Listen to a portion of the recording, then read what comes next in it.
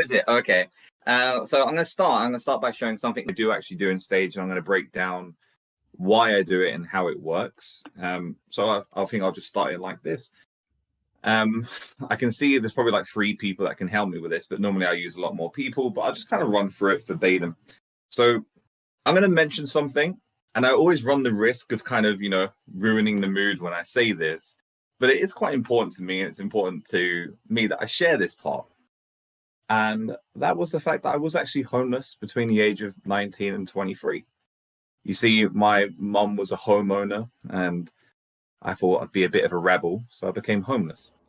But it is a true story. But the good thing is, just remember, I am here now, and I'm clearly not homeless anymore. I'm literally in my home right now. And the trouble I had is I had to do magic with nothing, really nothing. And you can have a look in here, probably pop your finger in as well. I normally pay people to do that, so that's cool. And I want you to actually just sit on it for now. Now, I didn't have any privileges like, a wooden table or a blazer or a roof. I had to use my imagination to make these tricks. So I had an imaginary table. In fact, I'll put this over here because I did have an imaginary table and an imaginary deck of cards. Now, Optimus, I'm going to take out either the reds or the blacks. Which ones do you want me to take out, the reds or the black cards? Say the reds. Let's take out the reds then. I'm going to fan out the reds, and I've got diamonds and I've got hearts. In a second, I'm going to throw either the diamonds or the hearts onto the table. Which one do you want me to throw onto the table? Hearts. Hearts. We'll throw those onto the tables, and I'll spread them out. I'll put the 1, 2, 3, 4, 5, 6, 7, 8, 9, 10, all the number cards on one side, and I'll put the Jack, the Queen, and the King of Hearts onto the other side. Now, for this, I really want you to imagine that everything here is actually happening. Like, for real. Fully imagine everything. Because in a second, we're going to either magically throw the face cards or the number cards in the air. What do you want me to throw magically in the air? The face cards. Throw the face cards. Can you get ready to click your fingers on the count of 3? And in fact, even if you're muted right now, click your fingers along with him on 1, 2, 3. Click. Perfect.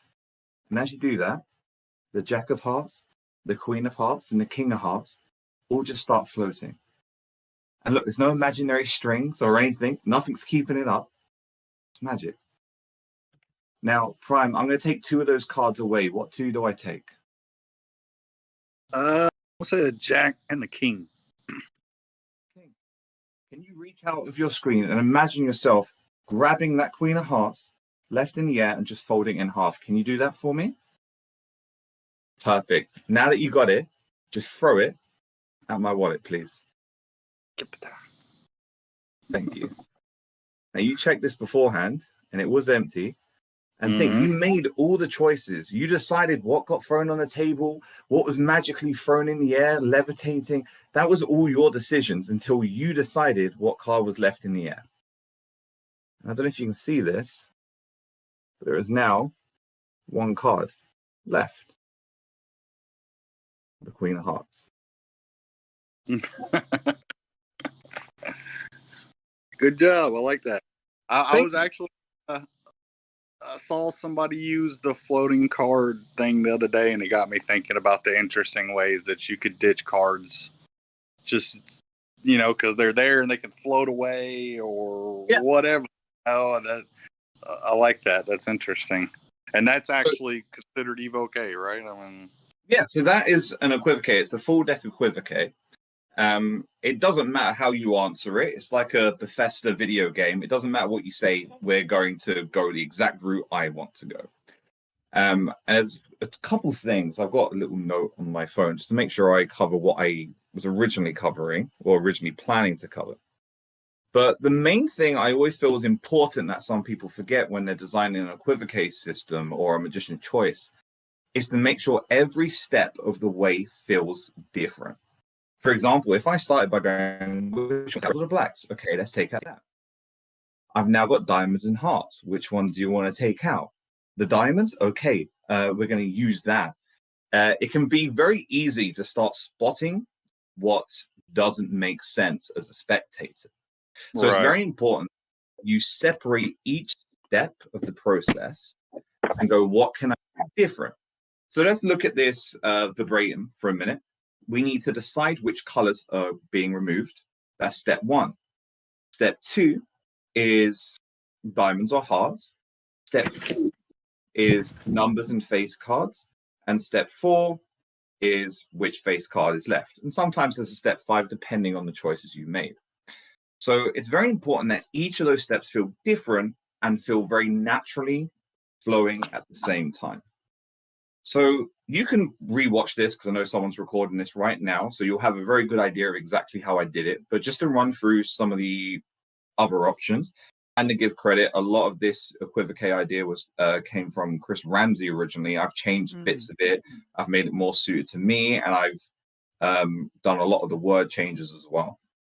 And this was taught by him, like, I think 5 years ago. It's quite a long while ago. But that's where I got the idea of the imaginary table from, in particular, which I really like because that gives me something to throw to. So just to give you ideas of what would happen in the opposite way, the take out part I really like at the beginning. So which one should we take out, the reds or the blacks? Words are so important when it comes to the Equivoque, especially words like take out, because they can have completely new context depending on what you say next. So which ones do you want to take out, the reds or the blacks? I want you to take out the reds. Okay, so we take out the reds and we can see we have diamonds and spades. Makes sense, right? Which one do you want to take out? The blacks? Okay, we'll take out the blacks, leaving us with the reds. I see. So both times the take out has a new context depending entirely on the next thing that you say. Finding this kind of language gymnastics or these language tricks is so important to the Equivoque, and it makes it so much more cleaner. So you try and take out words like remove, because remove seems more clear cut, right? Or which ones do you want to use? That's a terrible word. Never use the word use, because that's very easily implies, oh, that's the one you're going to have. Right? The second, so that's a good rule. So if I was to give you two quick rules to an Equivoque, rule one, make sure every step is different. Rule two, I'll say three rules actually. Make sure the words you use have dual meaning or can change to context. But that's a kind of semi-rule. The most important other rule is make sure you're having fun doing it. Because if you're doing something long like a full deck Equivoque, where you have multiple options, if it's boring, it doesn't matter how convincing the Equivoque is, it's kind of shit, regardless, in my opinion. And it's more easier to watch, and they stop focusing so much on how it's done. They're focusing on having fun. So let's add a bit more to the next step. So we've decided you know exactly how they pick the colors. Now we've got the imaginary table. We've removed another step. We've moved on to the next step, diamonds and hearts. Which one do you want us to throw on the table? We don't say whether we're going to use the ones we throw on the table or not. You said hearts, so I threw it on the table, and immediately I started shifting through it. That's another important thing to Equivoque, is doing everything fast and smooth, like it was the whole decision to begin with. But if you said diamonds, I just throw it onto the table. Okay, we'll throw those onto the tables, and I'm going to spread out the hearts here. I'm going to spread out all the numbers. I'm going to spread out this. And of course, I wouldn't have it in my hand still. I've still got the hearts in my hand, so I'm using that. Now, here's one of the weirder things. What would happen if you said throw the numbers magically in the air? Right? And I'll show you that, because I actually kind of prefer when people say this. This is actually more of a favorite thing. I do the same thing. All right, I'm going to get all the number cards here. So we've got numbers and face cards now. And I'm going to throw them in the air magically. And I want you to click your fingers on the count of three. I do the same beat. I get everyone in the audience to click their fingers, because it sounds like a giant breaking a tree branch. It's fucking fantastic sound. And I throw it in the air. And I imagine each of the cards disappearing. So I go, we're going to throw them in the air. Click. And just like that, they start disappearing. The 3 of hearts, the ace of hearts, the 2 of hearts, the 5 of hearts, the 6 of hearts, the 4 of hearts, the 9 of hearts, the 8 of hearts, the 7 of hearts, and the 10 of hearts just vanish. Like your Thanos, just clicking your fingers, you erase them all from the universe. Now, with the last 3 cards left, watch. as I start to make them float. So we're in the exact same situation again, but of course we've made it clear what the clicking was, the numbers disappearing. That's the idea and the art of an equivoque is it doesn't matter what they pick, we're going to end up with the same choice. It's just up to you to make that convincing. But what really helps that phase in particular is not only is it different, but it's fun. It's really fun, the idea that we all clicked our hands together and these cards are just vanishing. It's really fun that you guys clicking your hands have made these cards levitate. And I lean into it. I'm like, look, make sure you can't touch it. You can't, these cards really are levitating. It's insane.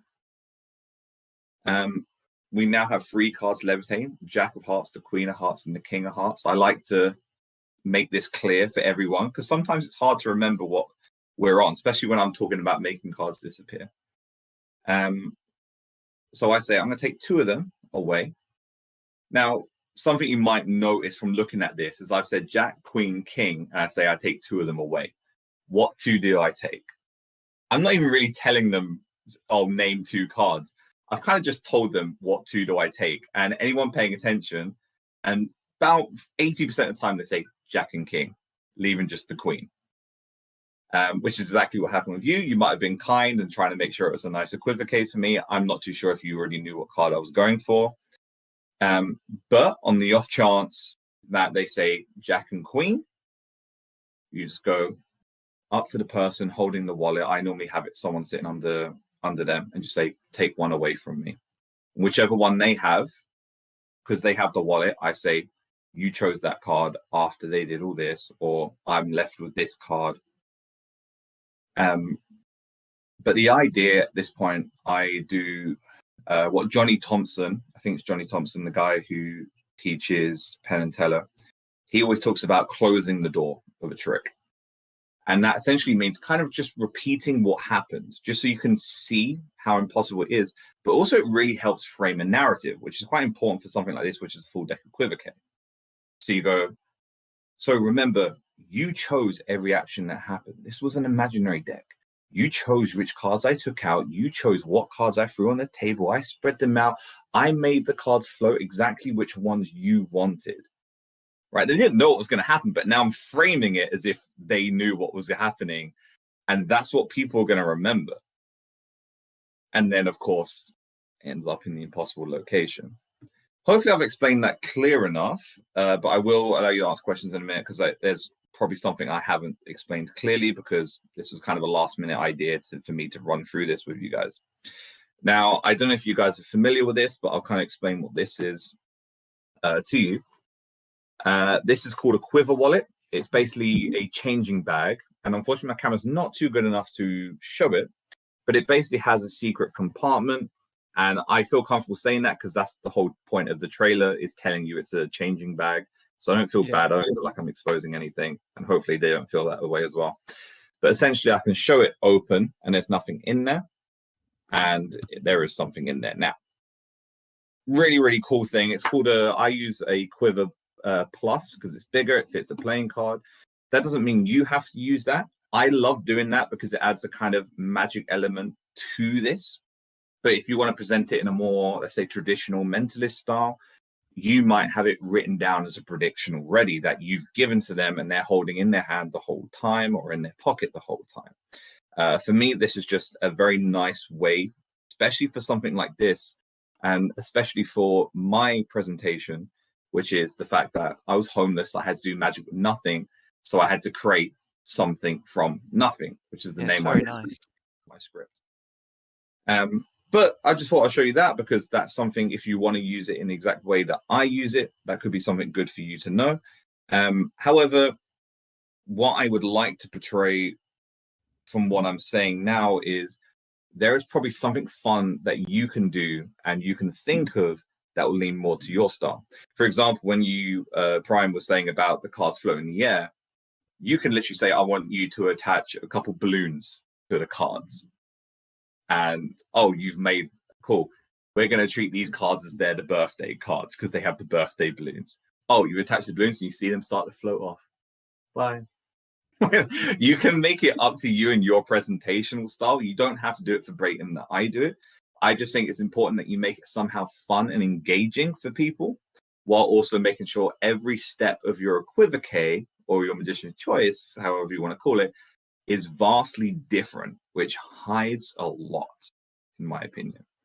I don't know if anyone wants to ask me questions based on that before I kind of move on to some other stuff. That's probably my coolest part about this whole thing. The rest is kind of little nuances and examples of exactly why I do this. But if anyone wants to ask a question, feel free to now. Sorry, I had it muted. I mean, yeah, I think I'm more interested in the little nuances, because that's why I was kind of asking about a book before, because I would be really awesome if they just had something with just like, I don't know, multiple examples of the words you could use for double meanings and stuff. Because I mean, I don't know. I guess me personally, it'd just be easier to have it there as a resource that I could kind of burn in my brain than something I'd have to learn over time. I guess I'd say more like that. You know? But yeah, like I said, I'm more interested in the nuances part you're about to get to. I'm actually going to, what I'm planning to do is to show you some examples of things or ways that I do this with actual stuff that I present in my go-to close-up magic sets. So hopefully you'll find something in there where you're like, oh, I like that idea, I can attach to it. Because I think there's two main ways in terms of nuances to help an equivoque or a magician's choice, especially when you're down to 2 choices or 4 choices, which is the words that you use and how they can change context. With a deck of cards, it's easy because you're taking it out, right? The other one, which I'll probably show next because I think it could be an interesting thing to show. Oh, I won't show next because I'll go down 4 and then 2 choices. It just makes more narrative sense, I guess. But something I want to show later is the idea of, it's hard to describe that in an idea. Do you know, I'm going to keep it hidden for now. I will show you what I mean, and hopefully that will make sense more, because I'm not sure the best way to describe it at 2 a.m. Smart, did you have a question, by the way? Yeah, so what's your thought? Like, depending on how many questions you get down to, can also depend on how many outs you have. So obviously, the more outs you have at the end, the more freedom you have with the questions. And something I've seen, so it was actually in Shadow Wallet by D. Christopher. There's an effect in there which, you know, uses this kind of thing. And something which I hadn't seen before was having the first question being the determining action kind of thing. So once you've asked the first one, so say like say it's like yours, it's a deck of playing cards, and you're trying to get down to so many playing cards. The first question on whether or not the cards are removed, every question from then on, the cards that are removed keep the same thing. So if the cards are removed on the first question and they're not used, every question after that, the cards aren't used. So it keeps a consistency.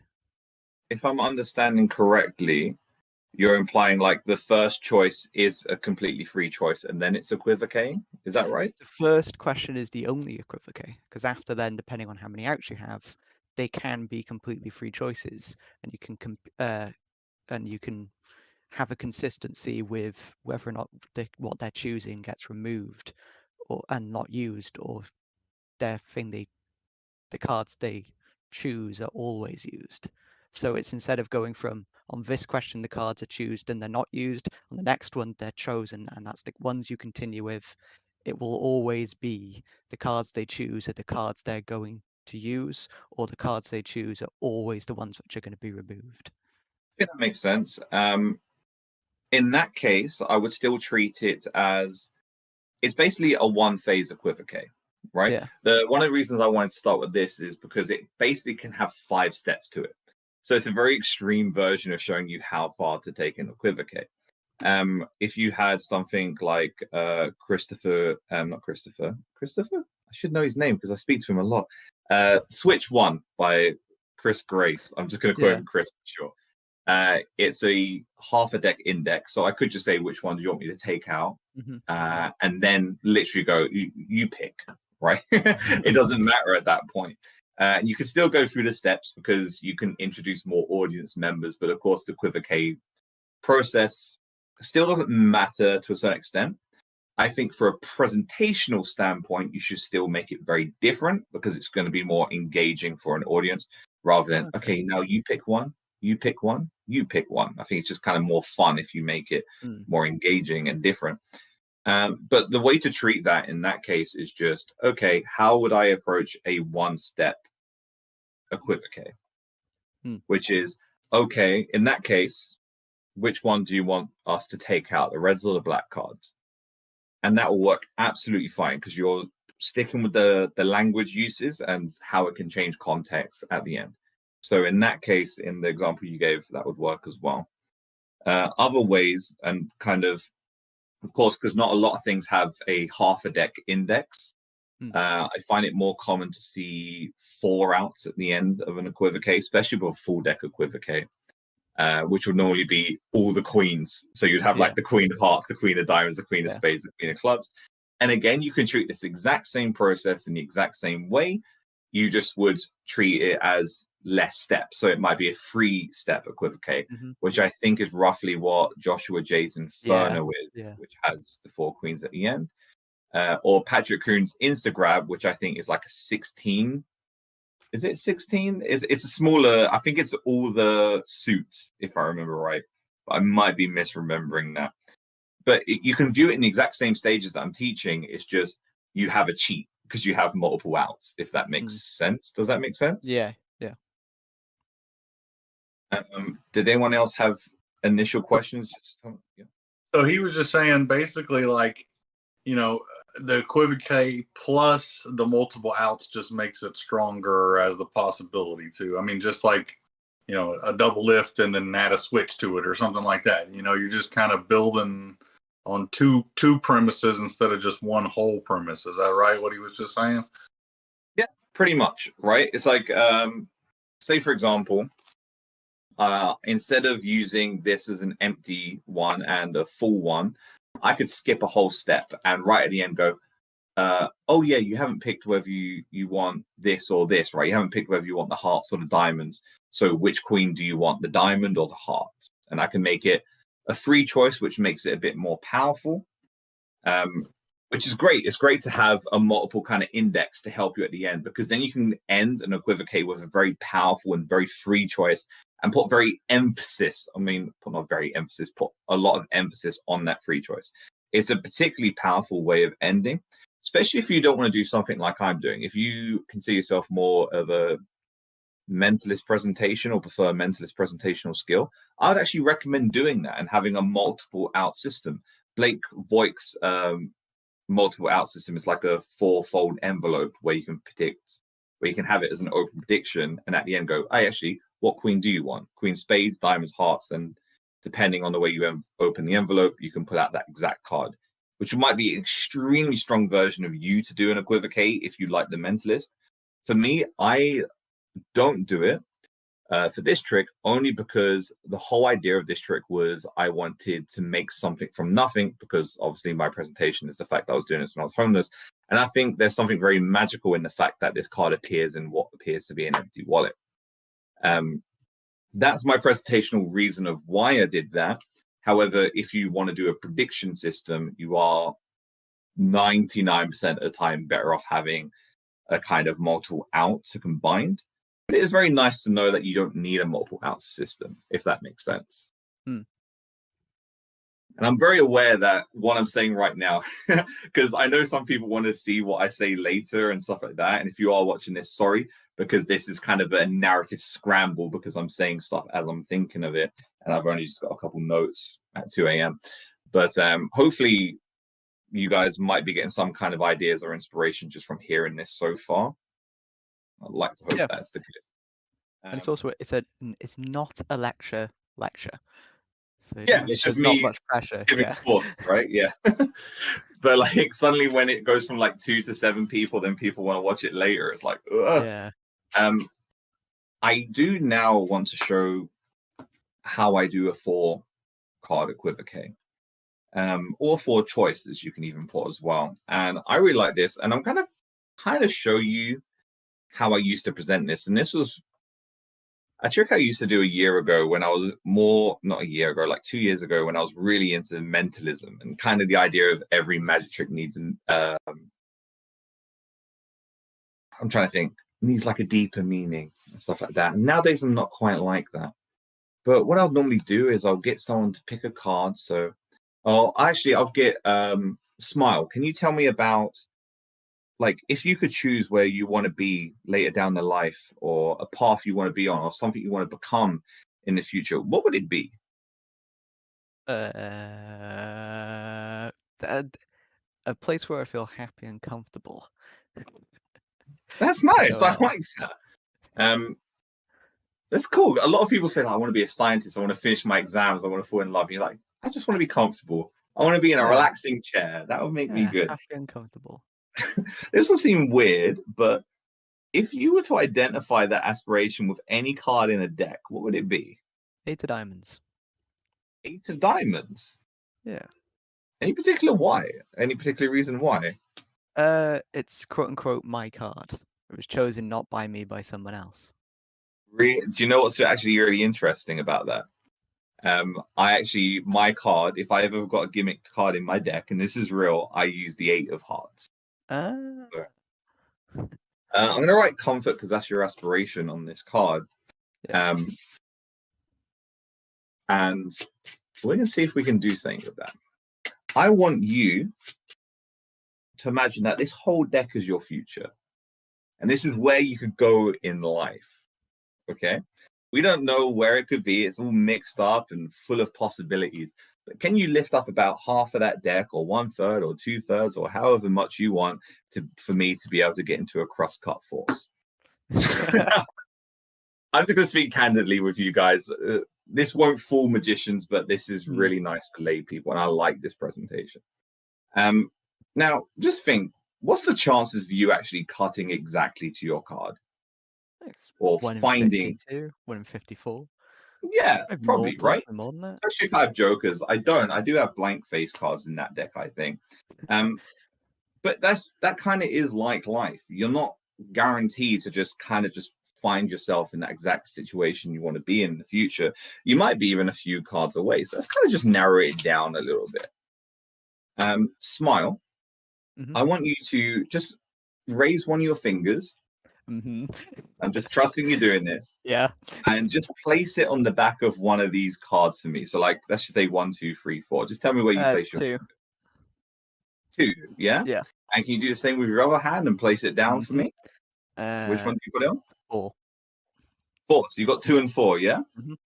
Perfect. And with your hand, just kind of push them off, like throw them off the table. Can you do that and tell me when you've done that? They're gone. Wow, how'd you do that? That's pretty insane. I amaze myself sometimes. Now, did you do that with intent, by the way? You felt like you were looking for where you're going, right? Sure. But you're looking for comfort, Smart. So you shouldn't even be thinking about it, right? It should be easy for you. Can you raise both your hands over the cards? Mm-hmm. And I want you to just keep shouting left, right, left, right, left, right in your head. Mm-hmm. Well, actually, let's just say 1, 2, 1, 2, 1, 2, right? Because it's going to be harder for me to figure out which one's left or right. So 1, 2, 1, 2. Just keep shouting in your head. And then when I say stop, I want you to slam that hand down, whichever one it is, 1 or 2. So keep going. And then it's time to make a choice. Slam that hand. Which one did you slam? 1 or 2? 2? 2. Like I said, it was time to make a choice. And your choice in life was comfort. Nice. Oh, horribly wrong. So this was just an example. I kind of wanted to show a full routine with it. But this was just an example of how I prefer to do a full 4-card Equivoque. I spelled comfort wrong. Deal with it. I can't even spell NHS right. I can't tell. Yeah, that's fine. Now, there's a couple thoughts with this one. And you're going to see the same kind of ideas again that I literated in the first one. So 2 things to mention. If any of you are familiar with the ABCD kind of principle, I think, which was put in Psychological Subtleties, probably saying it wrong. I think it was probably that one. But basically, most of the time, if you've got 4 things in front, people are very likely to pick one of these 2. In particular, this one for me. So I normally have the force card here, and I'll say, raise one of your fingers and place it on the back of a card. If they pick that one, fuck it, miracle. It doesn't matter what happens at that point. They could have picked any other card, but you picked this one. And it's great because that happens like 50% of the time. It happens so much more than you think. But in this case, it's interesting because we're seeing an Equivoque, which works as a backup, right? And that's what I like about it, because you're using it if they don't pick that one. So raise a finger, place it down, perfect, and do the same with your other hand. Cool. Now, if they've picked one of the cards that you do want to get, you're throwing away the other cards. You haven't told them what you're going to do with it, but now you're throwing it. But in your case, you didn't pick one of the cards. You didn't pick the force card. And say, and now with your fingers on it, drag it off the table, right? Which, again, it just kind of adds to the point. It's fun. People like throwing your cards away. People like crunching your cards, ripping your cards. They like doing that because they don't normally get to do that. So it's fun for them. And sometimes I'll throw the cards and I'll literally make a whole big deal of throwing it. Now, with this, you'll probably know the kind of traditional presentation of pick two and then pick one towards me. I don't like that because it's the same action. It comes more suspicious in my idea. So whichever one they do, they are going to be left with the force cards, because depending on where they put their fingers, you're either throwing away the cards that have their fingers on it or not. Now, for this one, I say, put your hands out. And again, it doesn't matter what you do. You don't have to do it in the same way I am. You can find another fun way of doing this. Again, I used an example of a balloon earlier. That wasn't set before I did this, before I started talking to you guys. But that just comes up with an idea of different ways you can do this. You can say, attach a balloon to one of the cards. And look, it starts to float until we can all see it's your card.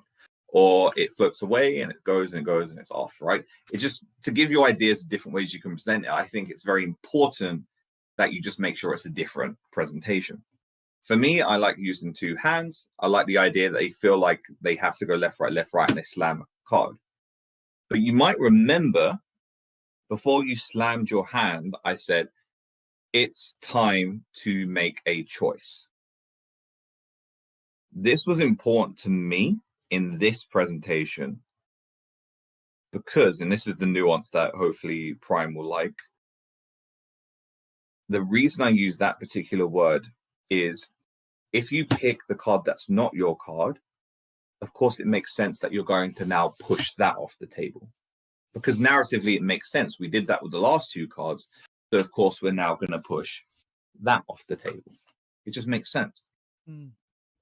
But if you don't pick that card and you pick your card, I said it's time to make a choice.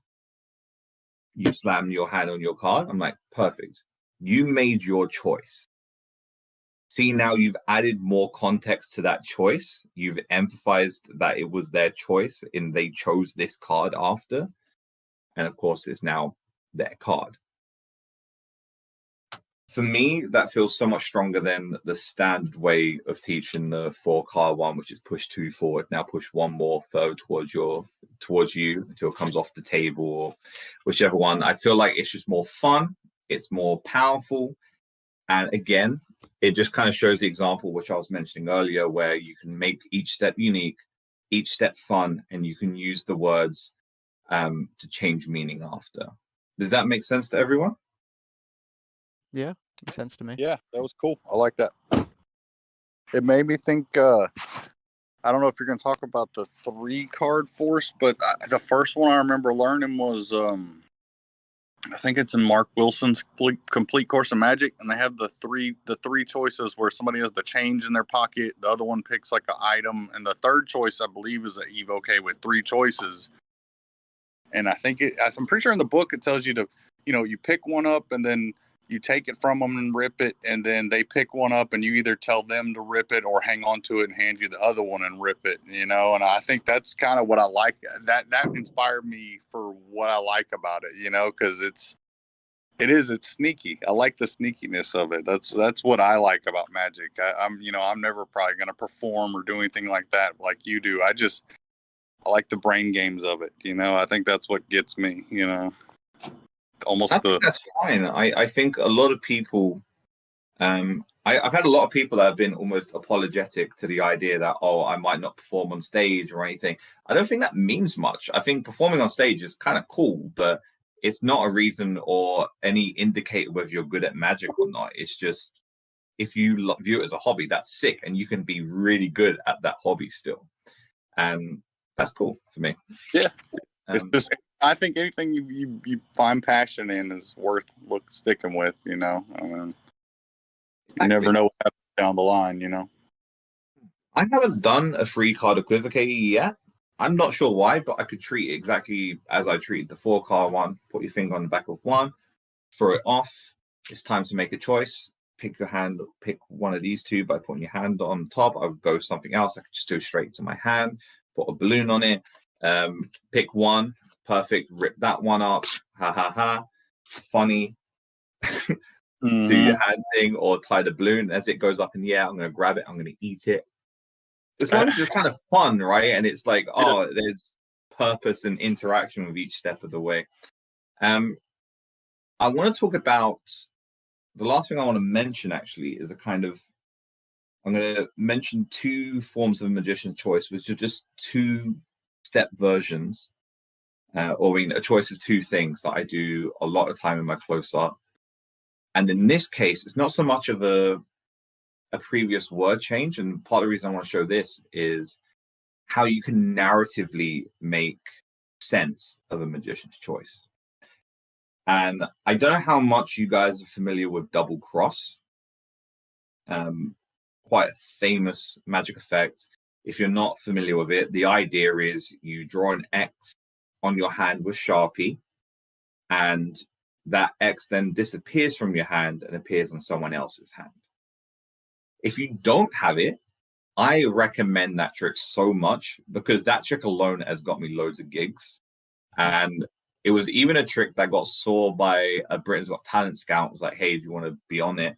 And I was like, no, thanks. Because I'm not in control of the cameras, and that kind of scares me a bit. However, one thing I never really liked with the tutorial, so I'm going to kind of say a little bit right now, and I'm not going to go into depth with the method of the double cross.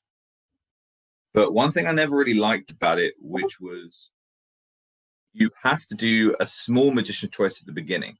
So you get them to raise both of their hands, and you want them at all times to use one of either of those hands. So you either want them to use their right hand or their left hand, depending on how you do the trick. Now, the way they do this in the tutorial is they kind of say like, hey, are you right or left-handed? Okay, oh, you're right-handed. Perfect, we'll use the right hand then. Oh, you're left-handed. Okay, we'll keep that hand unaffected. And I didn't really like that because it didn't feel too strong. So something I did when it came to double cross is I wanted the Equivoque to make more narrative sense. So I started talking about the idea of, hey, I'm going to do voodoo, and I'm about to do a voodoo presentation on you. Do you believe in voodoo, by the way? No? Yes? I don't give a shit. I'm going to kind of interact and make a joke anyway. Put your hands like this, a little bit higher. Are you left or right-handed, by the way? You're right-handed. Oh, okay. Let's keep that hand safe then. And I lower their hand. Now, if they're left-handed, I go, ooh, I haven't done this with someone on their left hand yet. Can you close your left hand? You can relax your right hand. So the idea with that is you can kind of see how just adding another story element to it, or adding a little bit more fault into the presentation of why it's important on each side that a decision's made, can make it more powerful. Because the original idea is just, are you left or right-handed? You're right-handed, cool, we'll drop that then and use your left hand. Are you left-handed? Cool, we'll use that. Which is not bad, but it's very kind of basic in idea. And it doesn't quite make sense why you would want to use their other hand or use that particular hand that they say. But when I add voodoo to the idea, and I always set up on their left hand, and I say, hey, what hand are you, by the way? Right hand? Okay, we'll keep that safe. you can lower that. There's something kind of funny in the idea, and it becomes a little bit more fun. Oh, you're left-handed. Oh, I haven't done this on someone on the left hand before. And you see how each one has a very different reaction and a different kind of meaning and fun interaction behind it. Because if someone is on left-handed, it does feel different and unique for them because they won't plan it on the left hand. Of course, at the end of the night, there's about 15 people with it on their left hand anyway. But all of them feel like they had a kind of choice. But to give you another idea of something with a kind of narrative decision that I use a lot. And by the way, this is an opening of my close-up magic that I do all the time. I'll leave this free for anyone to see if they can figure out. Can anyone figure out what's in this bag? I'm gonna guess it's a apple. I'm guessing Rubik's Cube. There we are. It is a Rubik's Cube. And yeah, I love doing magic with this. Fucking nightmare to solve. If you're anything like me, you probably just took the stickers off and you were able to solve it as well. So that's exactly why when I'm doing like close-up magic, I never use just a mixed up one because I'm terrible with it. I have a mixed up one and a solved one. Now, Prime, which one would you prefer we use? Which one do you want us to use? The mixed up one or the solved one? The solved one. Oh, let's use the solved one. We won't need the crush. I mean, we won't need the mixed up one. Can you hold out your hands and like parallel? Oh yeah, perfect like that. And just crush the camera for me. Yeah, just crush the camera like that. And you see, we actually crushed that cube completely. And you crushed it down, right? So of course, what would happen? So this is something I do at the start of every close-up set. And after I do this, I immediately go into a matching Rubik's Cube routine with both of these. Of course, I can't really show that over camera, but I wanted to show this bit in particular for a big reason. I think if you ever only use two objects and you want a magician choice one of those objects, it is so important that you then use the other object as well in a kind of narrative sense, if that makes sense. So after they've picked which one they want to use, because they say they want to use the solved one, I say, cool, let's get rid of this. And now I want you to pick your favorite color on this Rubik's Cube and blah, blah, blah, matching Rubik's Cube effect incoming. And my pattern's always this. That's going to be the matching one. And now I'm going into a matching Rubik's Cube routine. I feel like I'm explaining this one a little bit poorly, so I'm sorry if I am. But, sorry, I might be explaining this one poorly. But to go back to the beginning, just for a second, to explain what would happen on the other side of that Equivoque in the box. You picked the solved one, so I took the solved one out. We don't need this one anymore. Crush it. On the other side, if you said you wanted the mixed up one, I say, cool, let's use the mixed up one then. We'll take out the solved one. And can you put your hands on this? And now we're doing the magic with the one that you wanted, which is probably the better result. It's the one that I like because they've crushed the cube that they wanted to crush in the end. And now we're doing a matching Rubik's Cube with these two as well. But hopefully you get a sense of, I feel like I'm explaining this one the worst, sadly. But hopefully you get an idea of the why I choice at the beginning of this. Sorry, say that again? Did you miss the magician's choice at the beginning of this? When they first with the cube and being crushed? Because if you didn't, I actually completely missed it and didn't even notice that there was one. Yeah, so there isn't a magician's choice. The magician's choice is they have to pick the mixed. Is that they will always crush the mixed up one, right? So I'm giving them a choice of just like, hey, which one would you prefer? The mixed up one or the solved one? Because I'm showing them two Rubik's Cubes in the bag. I say, oh, look, there's a mixed up one. I put it in the bag and I solve it inside. And I take out the solved one. I say, I've got a mixed up and I've got a solved one. Which one do you want to use? Right? Okay, yeah. So if they say the solved one, I take out the solved one from the bag. If they say mixed up one, I still take out the solved one from the bag. Either way, I'm always taking the solved Rubik's Cube out of the bag, and they're crushing the small one. The important thing for me is to just make narrative sense. Because it works really well if they've said mixed up one and we're getting rid of the mixed up one. And it feels like they made the decision. So I want to use the solved one. Perfect. Let's get rid of the mixed up one then. Crush. I want to use the mixed up one. Cool. I'm going to give you the mixed up one. Can you put your hands over it? And now they're crushing it. So it's just something to add the feeling that they crushed the mixed up one themselves. After that, I go into a different trick because I feel it's important to use the other prop after, and I go into a solved Rubik's Cube routine where they both match it at the end.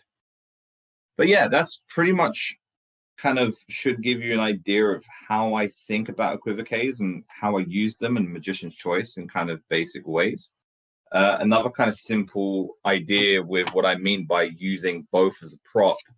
I used to do this trick. It was one of the first stage routines I started doing and come up with, which I call Invisible Deck Super Saiyan 4, because I'm a nerd and I love Dragon Ball Z. So it inspired that name. But I wanted to do Invisible Deck, but with 4 cards at once. And I had the predictions pre-done in the blue deck, all face down already, good to go. And this deck was a gimmick deck to allow me to force those 4 cards. And I would have 5 people on stage, which was a lot. And I would go to the first person, hey, which color is better, red or blue? And no matter what they pick, we're going to give them the same one, which is the blue. So they go, red. I'm like, I agree. Let's do this with the red. Can you hold on to the blue for me? And I'll just get out the deck straight away. But again, even though I'm only using 2 things, I'm going to end up narratively using both. So it makes sense in the end. I like blue. Perfect. You hold on to the blue for me. And I'm going to use this one. And yeah, I just think when you're only presenting 2 items and you're given a choice, it just kind of makes sense. And it's safer and better if you can end up using both in the end, even if it means you use the second thing for the next trick that you're about to do, which is kind of what I do with a Rubik's Cube. But yeah, did anyone have questions that I can go into depth? Because like I said, it's like 2:30 for me now, so I'm just kind of tired, and I might not be presenting this stuff in the best way possible or clearly.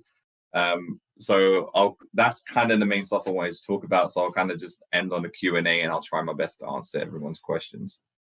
So how would you recommend, Magician's Choice with more than 2 objects, like 3 or even 4?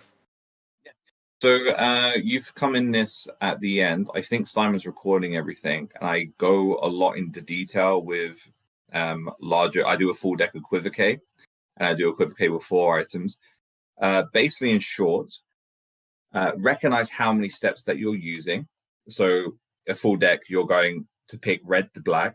You're going to pick diamonds and hearts. You're going to pick face and numbers. You're going to pick 2 of those 3 faces and 1 of those.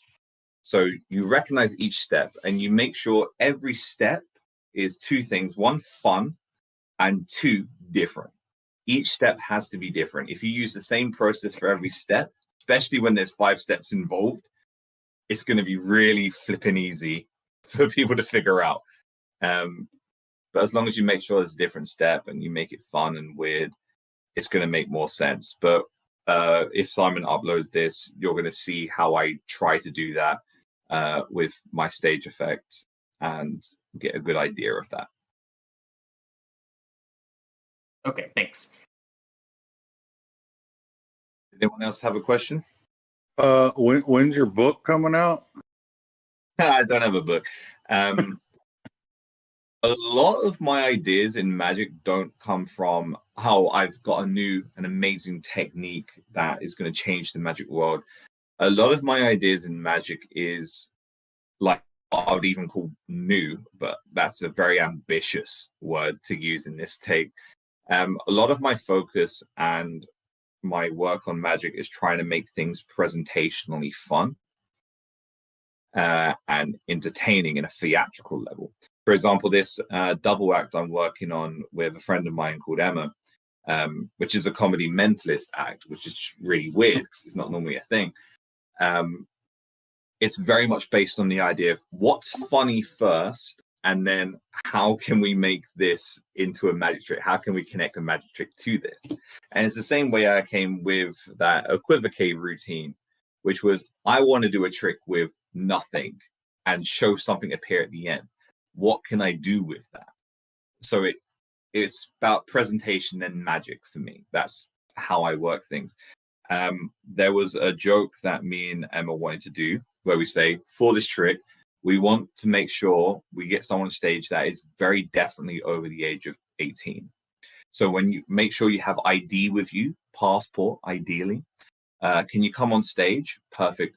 I'm just going to check your passports to make sure you're over the age of 18. Okay, you are. Perfect. For next trick, we're going to try and guess the day you were born. And it's just a really stupid joke. But what will happen then is instead of me who checked the passport guessing the age, it's going to be Emma checking the age. And we're trying to think, okay, how can we make this bigger, play bigger on stage? Why did he have to be over the age of 18? And in the end, we ended up coming up with this whole thing where we're going to say, have you ever done anything like this before?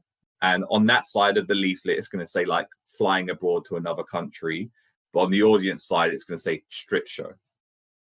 Right? And we're going to essentially make this whole dual reality where we're like going, okay, you're going to get very close to people. So let's make sure you get tested.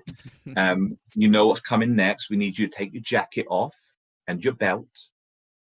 And like, it's this kind of like dumb bit of skit. But the more we were doing that, the more we're like, hey, it doesn't make sense that this trick about guessing the birthday is in there anymore. So we just got rid of it. And now the whole trick is about guessing if they can go on holiday anywhere in the world, where are they going to go? It's become this whole different trick. And because of that, I don't think I'm going to be releasing a book anytime soon, because I know a lot of methods and I read a lot of books and a lot of videos, and I've literally watched nearly every At the Table live lecture at this point. But in terms of making my own methods, I think Rocket is more close to making a magic book than I am. Did anyone else have a question? I was wondering if this all started up over Optimus wanting more subtleties and stuff on, and more in-depth discussion about Equivoque. So I was just mainly trying to ask Optimus, does he have anything else he wants to know? But anybody else could also answer.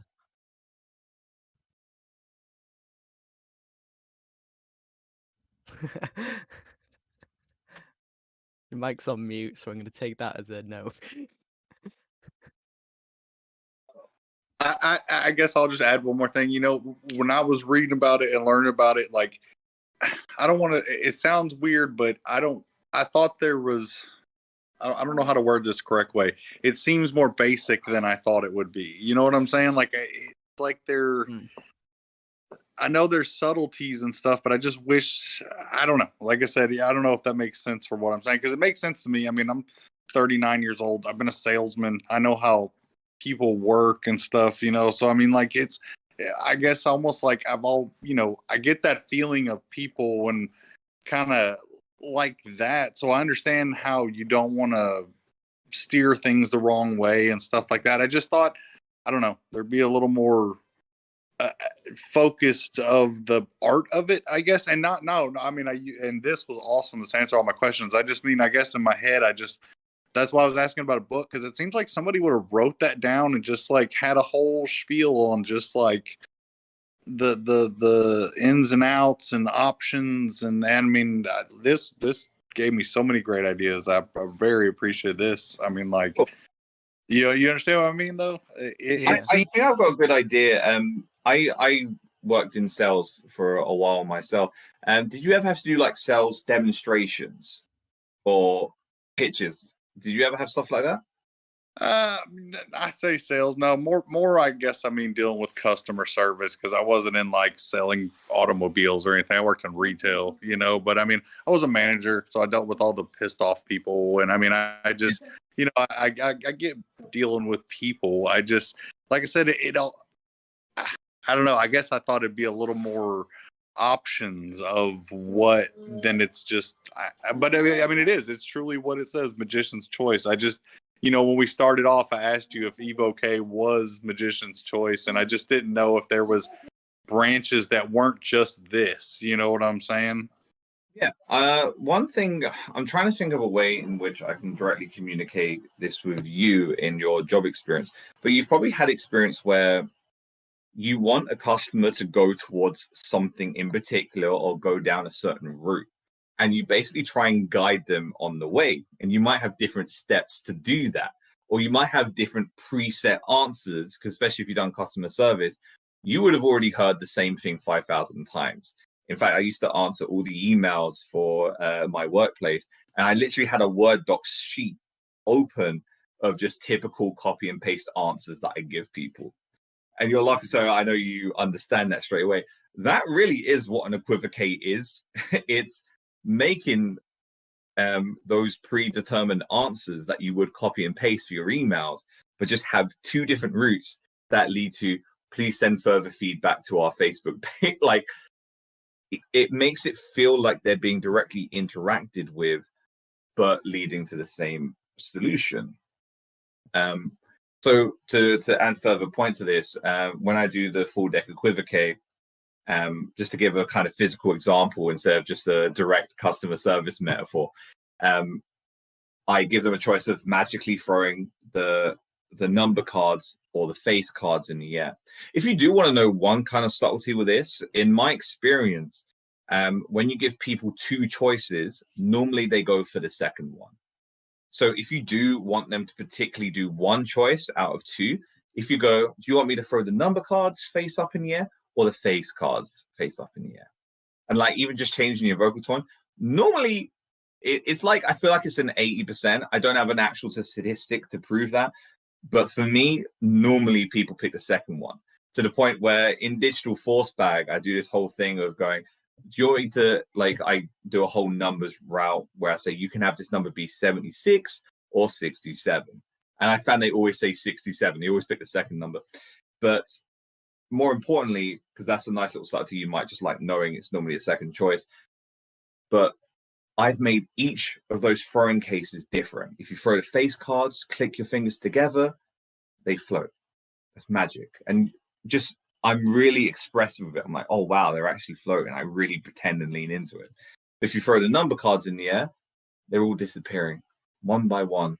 The 3, the 5, the 4, the 2, the 1, the 7, the 6, the 9, the 8, the 10 just disappear. And you're always left in the same situation, but you've given them a different copy and paste email answer.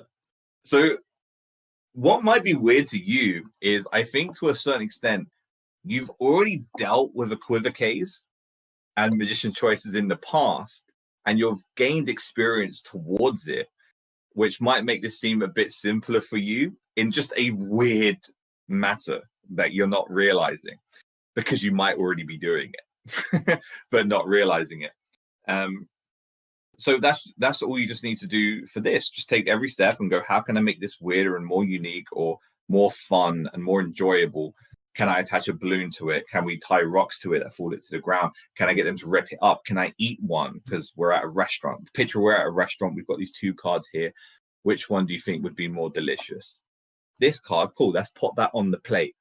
This one, cool. Let me try eating it. Like, and that's just something else I've just made up on the spot as well. But you can see how fun and interactive you can make each step of the process be. Yeah, absolutely. I love that. That's awesome. If anyone else has questions, now's a good time to ask. Yeah, give it a moment in case anyone wants to raise their hand. Yeah, you stayed up late. I'm done with questions. I might message you later something if I think of something in particular. So I appreciate you staying up and doing this. So no worries. Yeah, thank you so much. It's been really good. No worries. I really hope you got something from it, Smile, as well, because Yeah, definitely have. because even though I know I'm doing this for free or whatever, and I know it's not a lecture or anything, I do really hope that something I said kind of connects to someone here and inspires them or changes a little thing about what they do. And I would never say I'm an expert about anything. And definitely not this. I don't think this is a field that I'm particularly an expert on. But I do hope with it though. But I do hope, even if you disagree with anything that I have thoughts, if you're someone listening that's been on mute most of the time, I hope that even if you do disagree with it, something about it kind of made you think in a different way than you're used to. But apart from that, thank you for listening to me talk nonsense for an hour. Thank you so much. It's been really good. Right. Well, yes, thank you. Appreciate it. So thank you. Yes. Thank you so much.